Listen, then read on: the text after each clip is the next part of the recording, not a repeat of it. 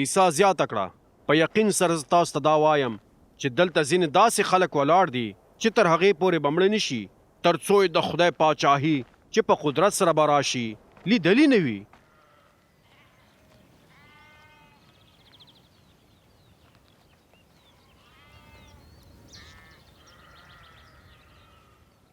شپږ ورځې وروسته عیسی پطرس، یعقوب او یوحنا د ځان سره واخیستل او یو لوړ غره ته یې بوتلل چې هلته یوازې اوسي.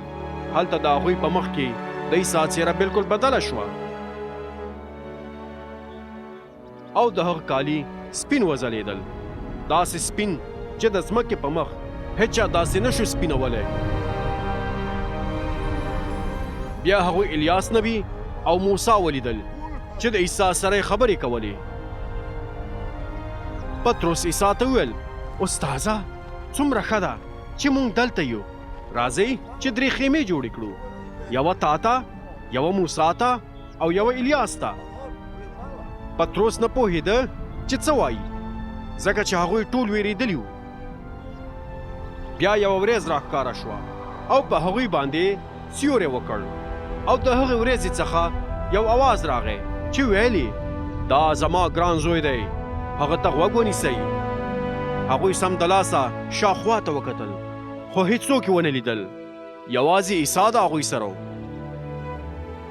کله چې هغوی د غره څخه راښکته کېدل نو عیسی هغوی ته امر وکړ: څه چې مو لیدلي دي د هغو په هکله تر هغه وخته پورې هیڅ چاته څه مه وایئ تر څو پورې چې د انسان زوی بیرته د مړو څخه را ژوندی شوی نه وي. هغوی دا خبره د خپل ځان سره وساتله او په خپلو کې سره باس کاوه چې د مړو څخه د بیا را ژوندي کېدلو معنا څه ده. نو هغوی د عیسی نه پوښتنه وکړه: د شریعت عالمان ولې وایي چې لومړی باید الیاس نبی راشي؟ عیسی ځواب ورکړ: او خامخا الیاس به لومړی راځي چې هر څه سم کړي، خو بیا ولې د خدای په کلام کې لیکل شوي دي چې د انسان زوی به ډېر کړاوونه وزغمي او په سپک نظر به ورته وکتل شي. خو زه تاسو ته وایم چې الیاس راغلی دی او لکه څنګه چې د هغه په حق لیکل شوي دي، خلکو چې هر څه غوښتل د هغه سره یې وکړل. کله چې عیسی او د هغه 3 شاګردان بیرته راغلل نو ولیدل چې ګڼ شمېر خلک د هغوی شاوخوا ولاړ دي او د شریعت عالمان د هغوی سره باس کوي. څنګه چې خلکو عیسی ولید نو ډېر حیران شول او په منډه منډه یې ستړي مشي ته ورغلل. عیسی د شاګردانو څخه پوښتنه وکړه: د څه شي په هکله د هغوی سره باس کوئ؟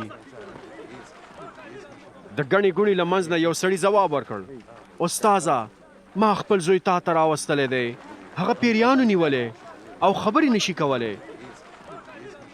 کله چې په هغه باندې پیریان راشي نو په ځمکه یې راولي او د خولې څخه یې زګون روان وي، خپل غاښونه چیچي او بدن یې شخ شي.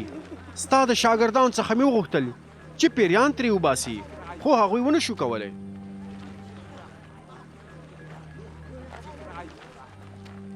عیسی په ځواب کې وویل: ای د دې زمانې بې ایمانه نسله، تر څو پورې به زه ستاسو سره یم، تر څو پورې به تاسو ته حوصله کوم.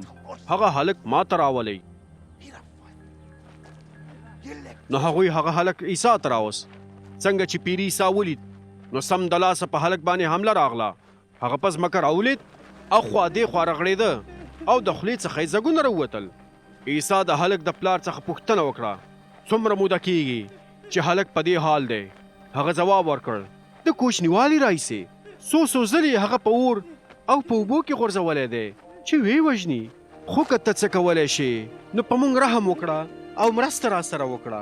عیسی وویل: ته ولې وایې چې که ته څه کولی شې؟ هر څوک چې ایمان ولري د هغه دپاره هر څه ممکن دي. سمدلاسه د هلک پلار چغې کړې: زه ایمان لرم خو ایمان مې کمزوری دی، زما سره مرسته وکړه چې قوي شي. کله چې عیسی ولیدل د خلکو ګڼه ګوڼه زیاتیږي نو هغه پیری ورټلو او ورته ویل: ای ګونګ او کونډ پیریا، زه تا ته امر کوم چې د هغه څخه راوځه او بیا هیڅکله مه ورننوځه. پیري چغې کړې او هلک ته یې سخت ټکان ورکړ او بیا ترې ووت. هلک د مړي په شان ښکاره کېده او ډېرو به ویل: هغه مړ دی.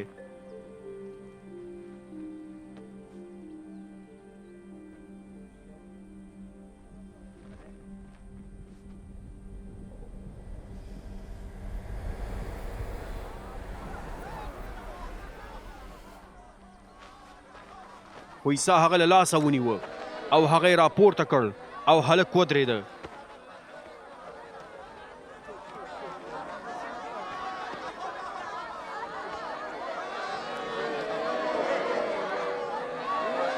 عیسی کور ته لاړ او کله چې هلته نور څوک نه وو شاګردانو یې ترې پوښتنه وکړه موږ ولې ونه شو کولی چې هغه پیری وباسو؟ عیسی ځواب ورکړ دا ډول پیریان یوازې په دعا کولو وتلی شي.